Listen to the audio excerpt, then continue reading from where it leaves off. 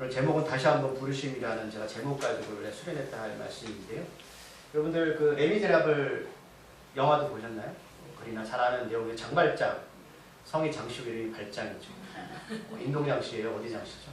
집사람 인동장씨인데 보시면 뭐 잘 아시는 내용일 거예요. 조카 때문에 빵을 훔쳤다가 5년을 살죠. 그 출소를 했습니다. 출소를 했죠. 근데 네 번이나 탈옥시도 하고 또 19년을 더 이렇게 감옥살이를 하다가 중년에 나오게 됩니다.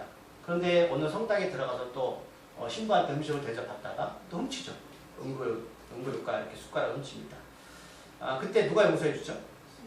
신부님 미리엘 주교가 두둠에서 사랑을 경험했다라는 내용, 사랑하자라는 내용입니다. 사랑하시나요? 하는 척. 그래도 대단하십니다. 목사들이 잘하는 게 그거거든요. 사랑하는 척 잘합니다. 그럼 사랑을 어떻게 표현하시나요?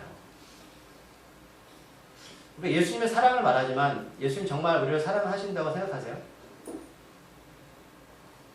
어떻게 생각하시나요? 뭐 사랑으로 장발장을 품어주고 이렇게 호의를 베풀었던 그에 대해서 용서를 받고 삶이 변화되었다라는 게 장발장이 우리에게 전해주고 싶은 얘기잖아요. 그렇죠? 그래서 이 말씀을 하면 뭐 하나님 우리를 용서해 주시고 다 아는 내용이고 하나님의 마음, 우리의 기도하는 모습들이 있습니다. 오늘 본문은 읽어보실까요? 본문에서 예수님은 베드로를 용서하시고 다시 길을 줬다라는 내용이긴 합니다. 오늘 이 요한복음은 그 사도 요한이 거의 마지막 부분에 쓴 서신서, 복음서죠. 요한은 90살 넘게 살았습니다. 12명의 제자 중에 가룟유다는 자살했고요. 나머지 10명의 제자들은 다 순교했죠. 비참하게 순교했습니다. 도마 같은 경우에는 인도에 가가지고 꼬챙이에 껴가지고 죽음을 당했다는 얘기도 있고, 어떤 제자는 껍질을 벗기고 죽음을 당했다는 얘기도 있고, 베드로는 잘 아시겠지만 로마에 갔다가 거꾸로 십자가 죽었다는 이야기도 있고, 우리랑 관계 없어요. 우리는 그렇게 죽지 않을 거니까. 오늘 근데 이 사도 요한은 그렇게 죽지 않았습니다. 밤모습에 끌려가서 환상도 보고 요한계시록도 썼고 늦게까지 살았죠. 예수님의 육적인 어머니 마리아도 끝까지 봉양하다가 예수님 십자가 직접 말씀하셨거든요. 여러분들 그 레오나르도 다빈치의 그림, 처음에 만찬 그림을 보신 적 있으십니까? 거기에 보면 그 예수님 곁에서 뭘 이렇게 기대는 한 청년이 있습니다. 그 여자가 아니고요, 사도 요한. 그렇게 사상에서 그렸는데 그만큼 사도 요한은 사랑이 많았던 인물이었던 것 같고 굉장히 감성적이고 여성적인 성격의 소유자였던 것 같습니다. 그래서 요한복음의 마지막 부분을 여기 21장에 우리가 읽었던 본문에서 읽어보시겠지만 잘 아시는 말씀으로 마무리가 되거든요. 어떤 글을 쓸 때에 그렇게 마무리한다는 건 분명히 의도성이 있겠죠. 뭐 3번 사랑 얘기 나옵니다. 근데 오늘 요한복음 21장의 내용은 누가복음 5장에 보시면 비슷한 내용이 반복되는 이야기가 나오거든요. 어떤 내용이냐면 요한복음 21장은 그런 내용입니다. 예수님이 십자가에 죽으시고 제자들도 예수님을 따라갔죠. 열심히 사역했습니까? 그렇지 않죠. 다 도망갔습니다. 다 도망갔고 그 중에 우두머리가 누구냐면 베드로였습니다. 베드로가 그 제자들대로 갈릴리로 호수로 가서 무엇을 했죠? 열심히 뭘 했죠? 물고기 잡았죠. 근데 오늘 본문 앞에 보시면 물고기를 잡았습니까? 잡지 않았죠. 그때 예수님이 나타나셔서 그에게 그물을 맨 오른편에 던지라는 말씀을 하셨고 오늘 성경 말씀에 보니까 꽤 많은 물고기를 잡았는데 오늘 이 말씀이 껴놓으시고 누가복음 5장에도 보면 이건 사역 초기입니다. 오늘 말씀은 거의 사역 후기죠. 예수님이 부활하셨으니까. 누가복음 5장에 보시면 비슷한 얘기가 등장합니다.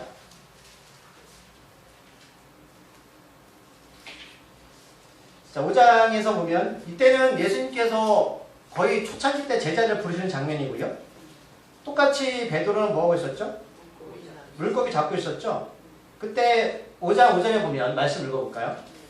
시몬이 대답하여 이르되 선생님 우리들이 밤이 새도록 수고하였을 때 잡은 것이 없지만은 말씀에 의지하여 내가 그물을 내리겠나이다. 이 말씀합니다. 그러니까 밤새 고기를 잡은 것 같아요. 근데 물고기를 한 마리도 잡지 못했습니다. 그랬더니 예수님께서 깊은 곳에 그물을 던지라 말씀하셨고 이렇게 물건을 많이 잡았다라는 것이 누가복음 5장에서 사역 초기 때 주님의 제자들 불러 때 시작하는 장면이었고 오늘 말씀은 거의 3년이 지났고 끝날 무렵 예수님이 십자가에 죽으시고 제자들이 도망갔고 이제 다시 물건을 잡는데 예수님이 오시는 장면이죠. 이거 보면 우리가 이제 예수님 처음 믿을 때 장면일 수도 있고요. 오늘 장면은 거의 마무리하는 장면입니다. 참 대조가 되죠. 여러분들 예수님 처음 믿을 때 어떠셨어요? 기억이 안 나시죠? 하도 오래 믿어가지고. 나 엄마 뱃속에부터 믿었다는 분도 있을 거예요. 그러면 여러분 이렇게 이야기가 중복이 될까요? 성경은 참 하나님은 우리에게 이런 일들을 가끔씩 펼쳐 놓으십니다. 우리가 때로는 신앙을 잃어갈 때, 삶을 잃어갈 때에 처음으로 돌아가라. 그래서 기억하게 만드시는 장면이기도 합니다. 제가 PPT를 많이 준비를 했지만 여러분 예수님께서 부르심의 사명을 주실 때 우리가 기억할 게 뭐가 있죠? 사명. 어렵죠? 근데 우리가 처음에 봤을 때 누가복음 5장에 가보시면 그 베드로가 물고기를 많이 잡았을 때에 그가 하는 행동이 참 재밌는 장면이 기록되어 있습니다. 배에 그물이 찢어질 정도의 물고기가 실이 많았다라고 성경에 기록했거든요. 우리 5장 8절 말씀 누가복음입니다. 한번 말씀 읽어볼까요? 시몬 베드로가 이를 보고 예수의 무릎 아래에 엎드려 이르되 주여 나를 떠나소서 나는 죄인이로소이다. 아멘. 여러분 이 장면을 가만히 곰곰이 생각해 보세요. 자, 물고기를 밤새 잡지 못했습니다. 예수님이 야 너 깊은 곳에 그물 던져라고 말씀하셨고 나름대로 말씀에 순종해서 물고기를 많이 잡았는데 그러면 여러분 이 8절 말씀이 딱 등장하는 게 앞뒤가 맞는 맥락인가요? 그럼 뭐가 잘 되어졌어요? 늑도가 됐습니다. 그러면 늑도가 딱 됐는데 되자마자 이렇게 고백하는 거예요. 주님 저를 떠나소서 저는 죄인입니다. 이렇게 고백하는 분이 있어요? 내 자녀가 또는 여러분들 원하는 것도 잘 되어졌을 때 이렇게 8절 말씀처럼 고백하는 분들이 있나요? 없죠. 하나님 감사합니다라고 감사한 거 많이 드리겠죠. 근데 이 8절의 베드로의 고백을 어떻게 생각하십니까? 그럼 오늘 이 8절 말씀에서 베드로는 지금 어디에 관심이 있을까라는 걸 보셔야 되는 거예요. 자, 베드로의 직업은 어부죠. 자기가 제일 잘하는 거죠. 그런데 어쨌든 간에 하나님의 은혜로 물고기를 잡았을 때에 8절 말씀이 이렇게 등장하는 거는 딱 하나입니다. 그럼 여러분 자기가 죄인이라고 고백하는 거는 지금 예수님이 누군지를 인지하고 있다는 장면이죠. 그렇지 않을까요? 네. 그런데 여러분 예수님 만나고 나서 첫 고백이 어떤 고백이 있으셨어요? 가장 먼저. 오늘 베드로는 그렇게 고백합니다. 자기가 죄인입니다. 라는 고백입니다. 물고기 많이 잡힌 것과 자기 죄인인 것과 어떤 관계가 있을까? 라는 거죠. 우리가 누군가에게 죄인입니다라고 고백하는 그 대상이 신이라는 존재죠. 근데 예수는 나사렛의 목수의 아들이잖아요.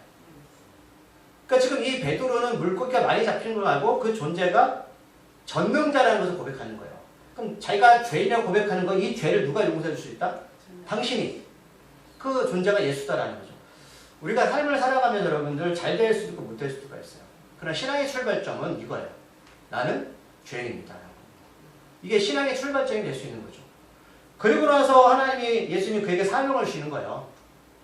우리가 예수님의 사람이 된다는 것은 바로 여기부터 출발하는 장면이고 이렇게 누가복음 5장은 이렇게 시작되어지고 우리가 보았던 이제 요한복음은 3년의 시간이 흘렀고 나름대로 베드로가 예수님을 여전히 잘 쫓아갔고 그러나 그는 예수님을 3번이나 부인했습니다. 그러나 그 전에 보면 예수님이 예언하셨습니다. 뭐라고 말씀하셨죠? 너는 닭이 울기 전에 나를 3번 부인한다. 그래서 성당에 가보면 옥상에 닭 그림이 있는 거예요. 왜? 베드로가 교황의 1세대거든요. 그래서 닭 그림이 있는 거예요. 그때 베드로가 펄쩍 뛰었죠. 저는 그럴 일 전혀 없습니다. 그럼 목사들이 그래요. 신학교 가면 주님 저는 주를 위해서 목숨까지 바치겠습니다.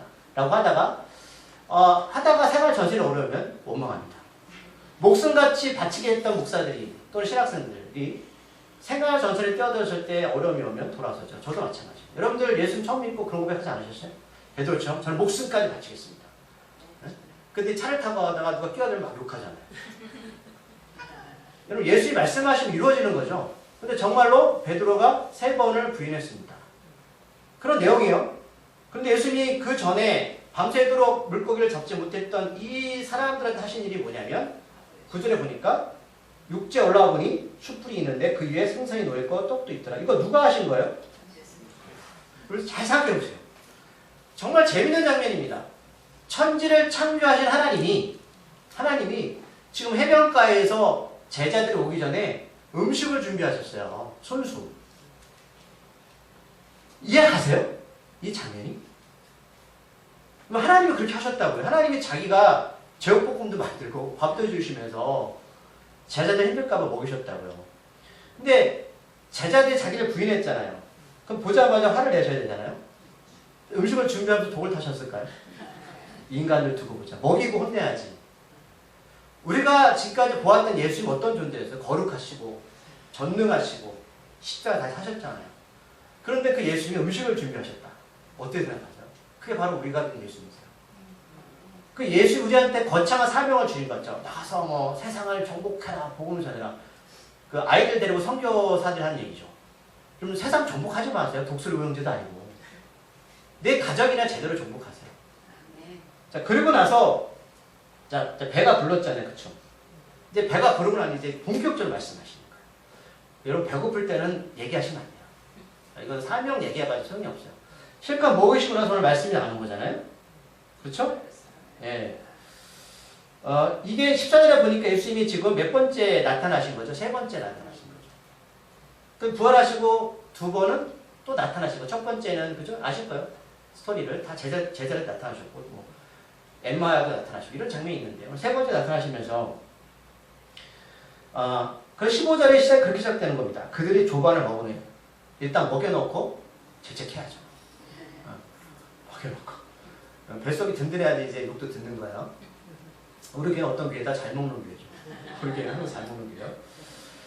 예수께서 시몬 베드로에게 이르시되 요한의 아들 시몬아. 여러분 원래 베드로는 나중에 주신 이름이고요. 시몬은 원래 이름입니다. 시몬은 뜻이 뭐냐면 하나님이 응답하셨다라는 뜻이에요. 뭘 응답하시는 거야? 이 짧은 문장 안에 우리가 예수의 마음을 알 수 있어요. 시몬 베드로에게 이르시되 시몬아. 사랑이 느껴지지 않았어요? 시몬아. 옛날 이름을 불러주시는 거예요. 시몬아. 그 왜 하고 많은 사람 중에 베드로를 끄집어냈을까? 베드로가 그래도 제일 잘 따랐던 사람이고 자기를 3번이나 부인했잖아요. 그래서 오늘 3번이나 사랑한다고 반복해서 말씀하시는 거죠. 여러분 예수님 사랑하십니까? 네? 사랑하세요? 정말요? 근데 이 사랑은 뭐 이게 원래 뭐 아가페적인 사랑이라고 말해요. 아가페는 뭐냐면 하나님 우리를 사랑하시는 거죠. 어떻게 사랑하셨죠? 십자가에 죽으신 조건 없는 사랑이라고 말을 해요. 이 3번의 얘기를 뭐 베드로가 대답을 하는데 사랑합니다라는 처음에 이 베드로의 대답은 아가페 사랑이 아니다라고 말하는데 이것도 정확한 거 아니에요. 섞여 있어요. 자, 여러분 베드로 입장에 보자고요. 예수님이 부활할 줄 알았을까 몰랐을까? 오늘 3번째 나타나셨어요. 그럼 전에 2번이나 또 나타나셨다는 거죠. 그리고 살아생전에도 몇 번을 말씀하셨어요. 믿었을까요? 저 같으면 안 믿었을 것 같아요. 그럼 도망가지 않죠. 그럼 믿었으면 도망갔겠어요? 여러분들 죽은 다음 하늘 나라 가는 거 믿으세요? 정말 믿으세요? 신앙생활 잘하고 계시겠네요. 묻고 싶어요 정말. 잘하고 계세요? 솔직히 뭐 진짜 믿으세요? 반반이죠. 49%, 51% 정도. 똑같아요. 자, 이렇게 예수님이 잘 먹인 후에 이때도 굉장히 베드로 입장에서는 기분은 좋지 않았을 것 같아요. 야, 도대체 예수님이 뭐 하시려고 나한테 이렇게 하실까? 그리고 다른 제자들 앞에서 질문이 질책이 아니었죠. 너 나 사랑하니? 아가페적인 사랑. 그럼 나보러 죽으라는 소리야? 그럴 때 베드로가 뭐라고 대답을 하죠?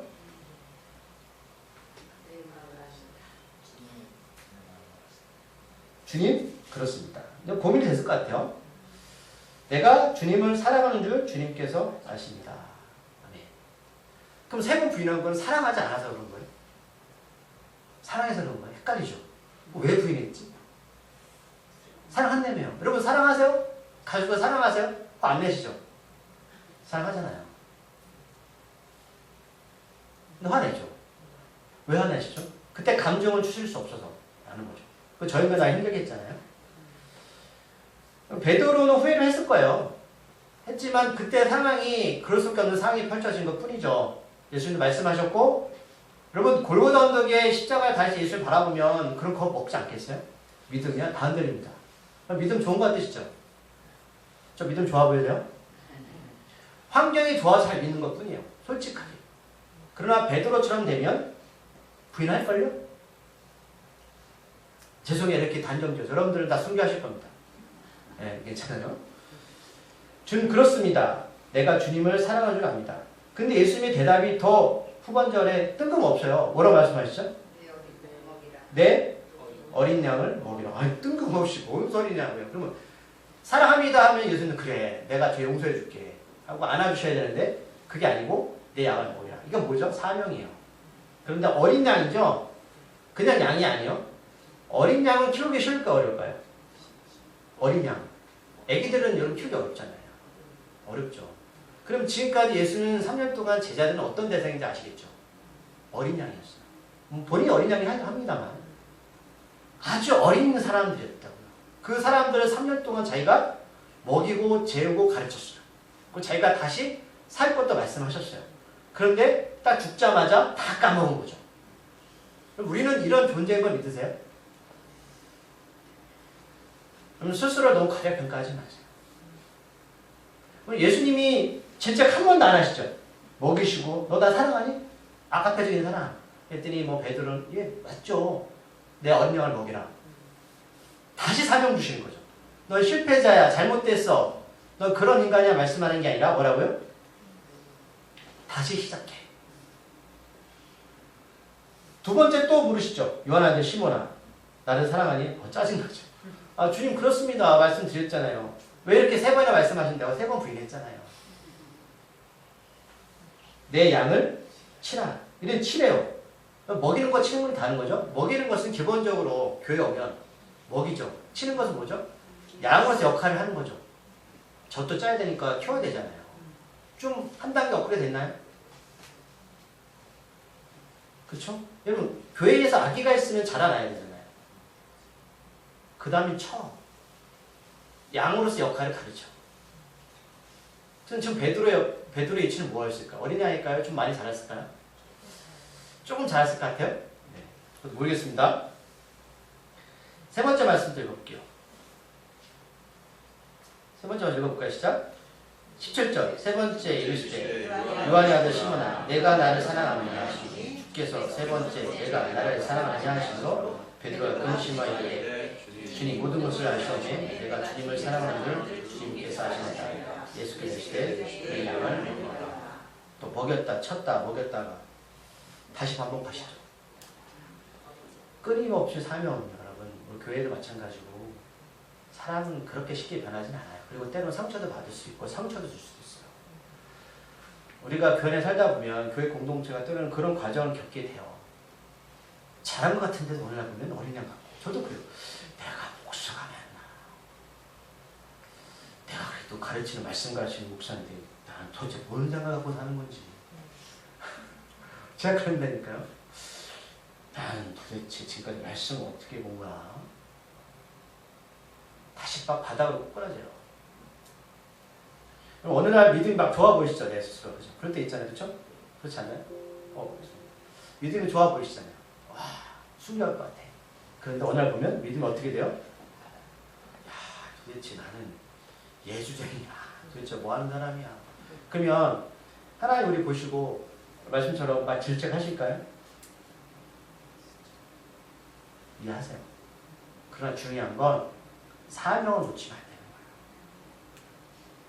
거예요. 그 말씀이잖아요. 우리 예수님이 그래 너 사랑해 용서해 줘 말씀하는 게 아니고 사명을 부여잡아. 이거 하시는 거잖아요. 신앙은 사명이에요. 베드로가 죄인이다 고백했던 건 신앙의 출발점이었잖아요.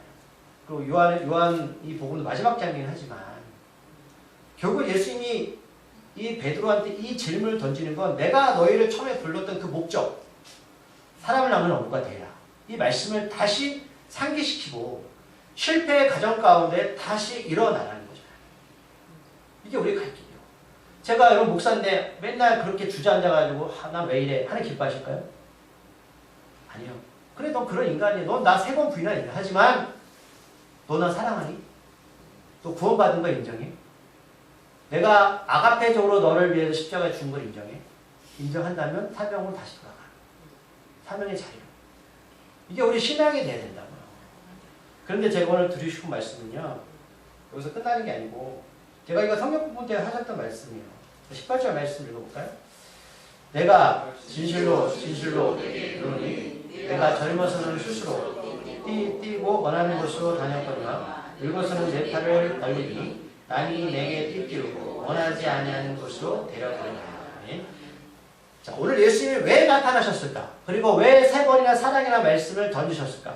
그리고 왜 베드로가 3번이나 그 사랑이라는 말씀을 듣고 응답을 하고 그 사랑 안에서 사명이라는 이야기를 왜 던지셨을까? 그거잖아요. 그래서 사명 감당해야죠. 그럼 어떻게 감당해야 되냐고요? 어떻게 해야 되냐고요? 오늘 예수님이 부활하셔서 다 끝나는 게 아니라 우리가 예수님의 길을 간다. 이게 끝나는 게 아니고 실패했고 다시 돌아왔다면 그 다음의 삶은 어떻게 이어져야 되는가라는 그런 확신과 고민과 응답을 하셔야 된다는 거죠. 오늘 이 18절 말씀은 예수가 그렇게 말씀하는 거. 베드로 너 젊을 때는 네 마음대로 살았잖아. 하고 싶은데 여기 청년들 있지만 살 수 있어요. 얼마나 좋아요. 젊을 때 하고 싶은 거 해야죠.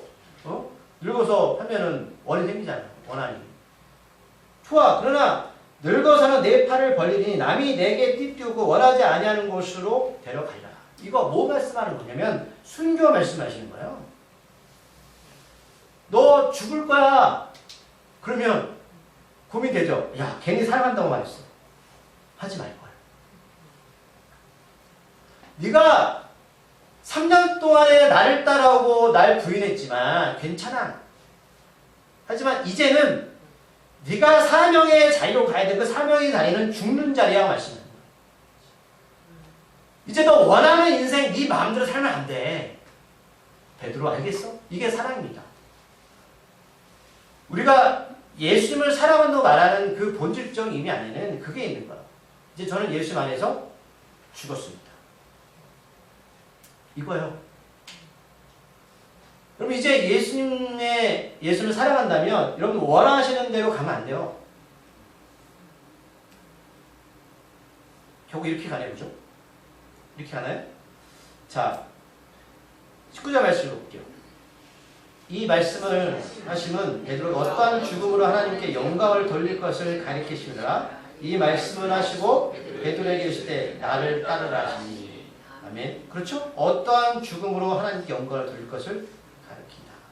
그럼 어떻게 하나님께 영광을 죽음으로 들으실 건가요? 이 말씀 하시려고 사랑이나 3번을 말씀하십니다. 그리고 나를 따르라. 이거 요한복음 5장 전에 했던 거예요. 제자를 부르실 때. 나를 따르라. 결론을 이렇게 가는 거네요. 그죠?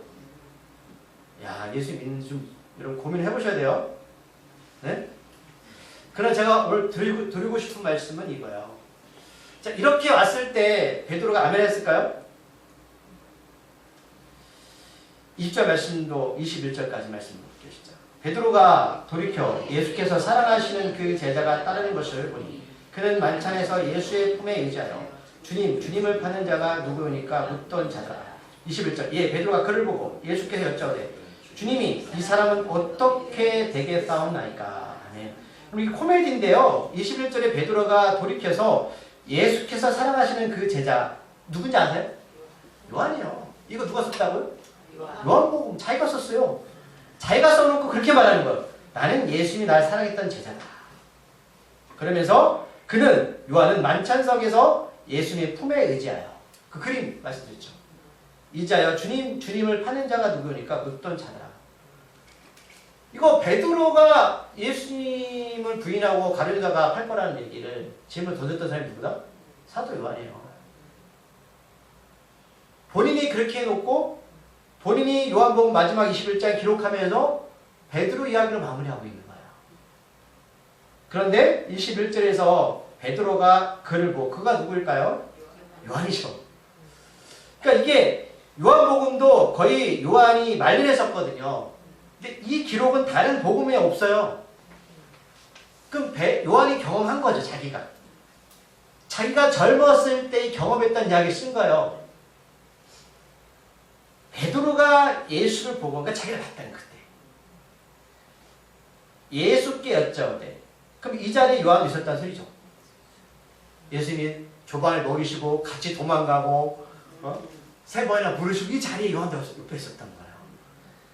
베드로가 요한을 보고 예수께 묻습니다. 여쭤오되, 주님, 이 사람은 어떻게 되겠습니까?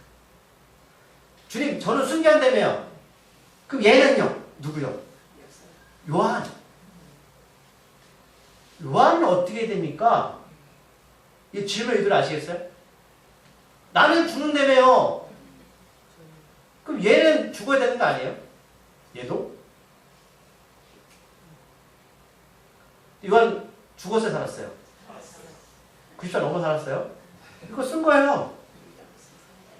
베드로가 3번이나 주님 사랑합니다, 사랑합니다, 사랑합니다, 감사합니다 라고 외쳤던 그 베드로가 너 죽는 거야 라고 사명 주셨더니 그럼 얘도 죽어야죠 이렇게 묻고 있는 거예요. 어떻게 생각하세요?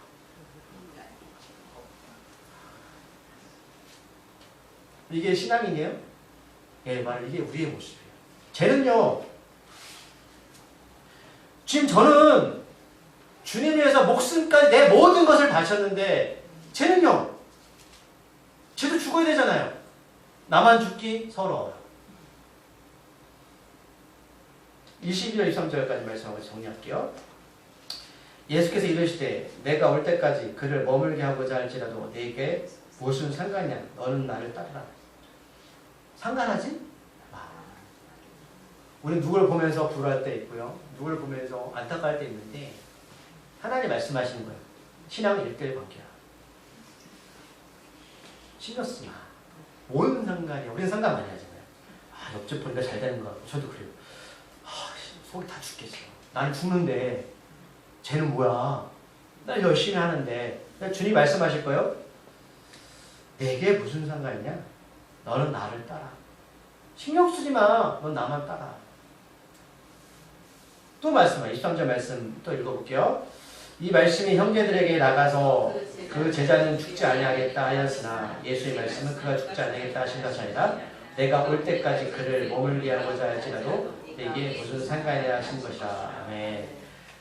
베드로 화가 나서요, 형제들한테 가서 떠벌린 거예요. 야, 예수님이 나한테 시험하고 나서 내가 살아간다 말했거든? 나 죽는다고 해서 내가 제 요한은 어떻게 했냐 물어봤어.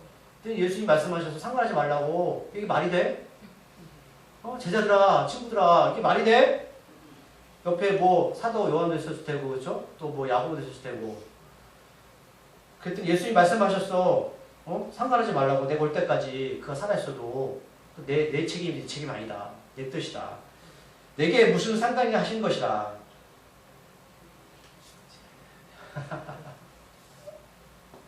그럼 베드로라면 이해하시겠어요?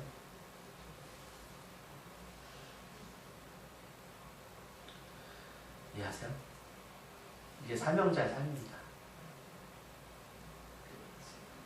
너 그렇게 살다가 죽어.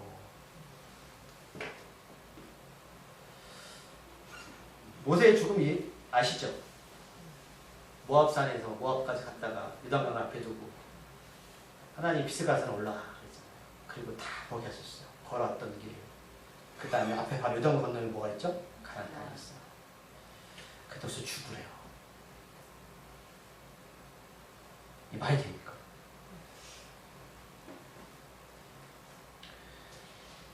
이 24절 말씀을 제가 읽을게요. 이 일들을 증언하고 이 일들을 기록한 제자가 이 사람이라.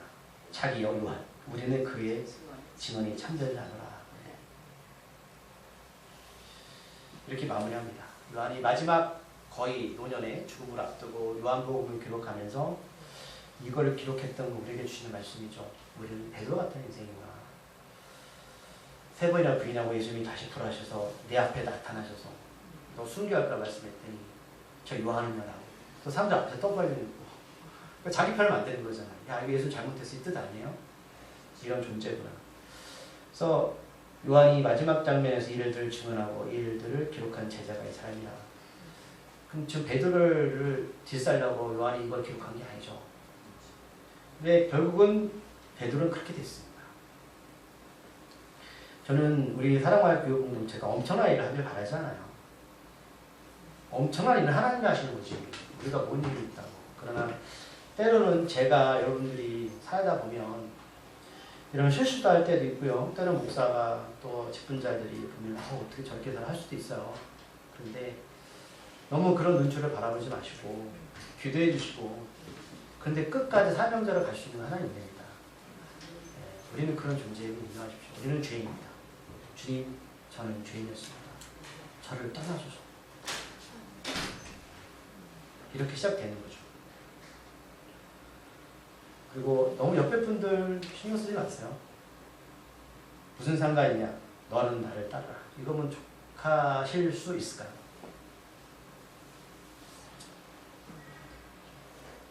답을 찾으세요. 그래서 제가 오늘 드리는 말씀은 그랬어요. 예수님의 부르심에 사랑을 응답할 수 있는가? 그 이후에 이야기하세요.